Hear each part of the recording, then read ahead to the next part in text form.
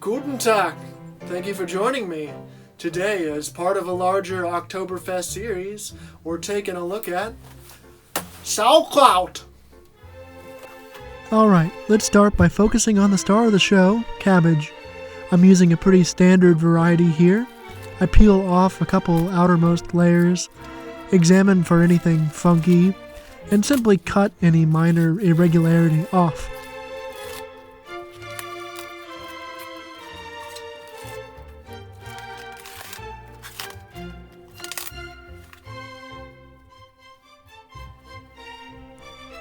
Now it's time to shred, and shred, and shred.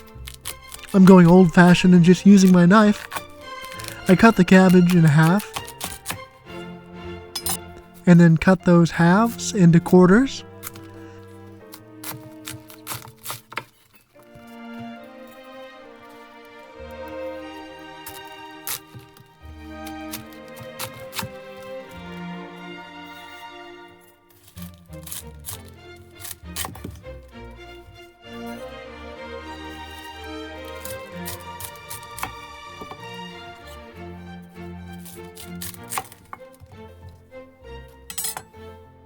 And then I just go at it.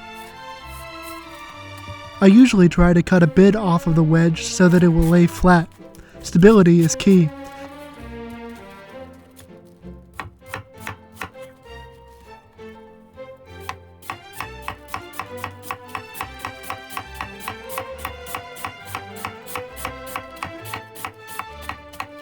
If your piece feels like it's always on the verge of tipping over, readjust.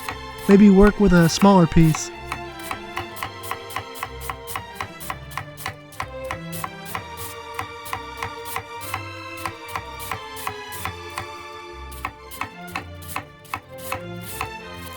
Sometimes I like to try and pull the pieces apart to make it easier to work with. Just cut out a paste that is comfortable for you.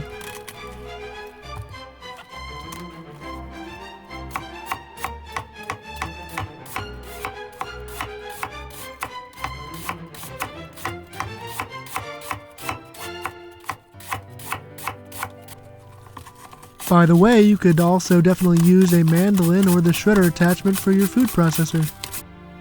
But this is great practice for honing your knife skills. Long projects like this really get you in touch with your blade. Just keep it steady.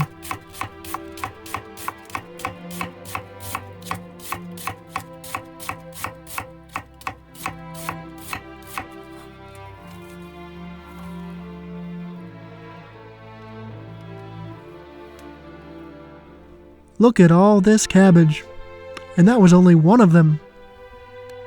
At long last, we have all our cabbage processed. Now we want to weigh that out.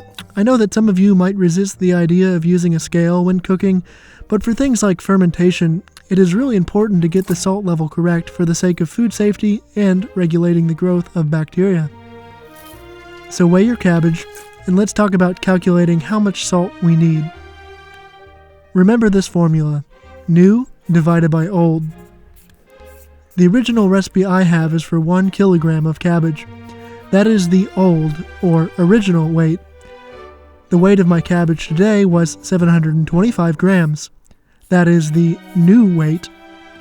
So now I just divide 725 by 1000 and get, some of you already know of course, 0.725. Now I just take that number and I multiply that by the weight of the salt for my original recipe, which was 30 grams, and I get 21.75 grams of salt. Very easy, right? And with this type of fermentation, the salt amount is usually 3%. So alternatively, you could just take the weight of your cabbage and multiply it by 0.03 to get the same result. But either way, it's up to you. Now that we know how much salt we need, weigh that out and add it to the cabbage. And now we want to give that cabbage a nice massage.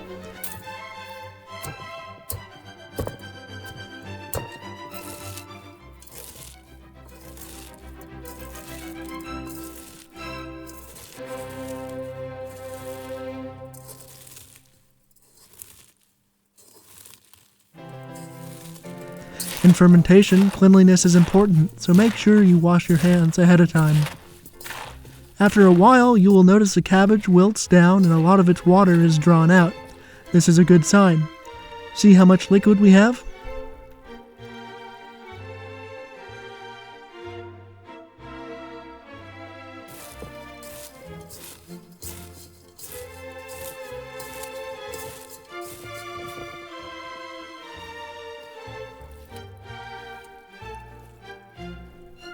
At this point, we can pack that cabbage in our storage container of choice.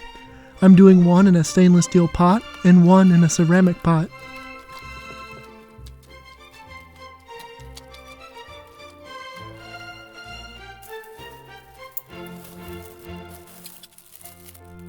Once it is good and packed down, I take a couple sheets of plastic wrap, cover the cabbage, and then weigh it down with something. I'm using a plate that has a pretty snug fit, but if you need a little more pressure, consider adding a can or something heavy. Now I cover both containers and head to the cool attic. Some people store in the basement. Anywhere is fine, really. Just make sure it isn't too much warmer than room temperature.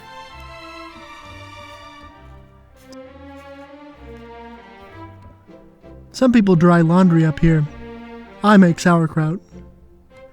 And now we let time do its thing. How quickly your cabbage ferments is completely dependent on your environment. This attic is on the chilly side, so mine took a little while. Check on it every week or so and taste it and see how it's doing. If you have a little mold like mine did, don't panic.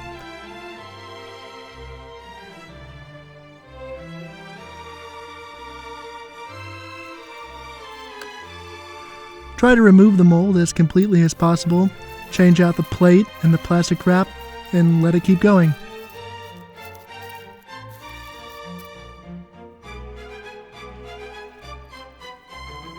If it seems like you are experiencing a lot of evaporation and your water level has dropped, make a little water and salt solution, about 2% salt, and you can pour it over your kraut.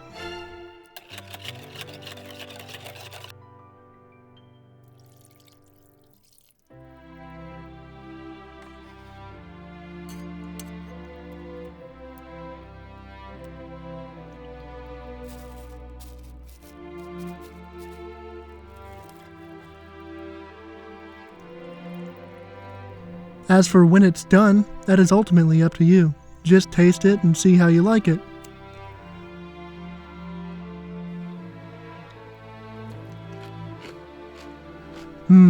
Crunchy.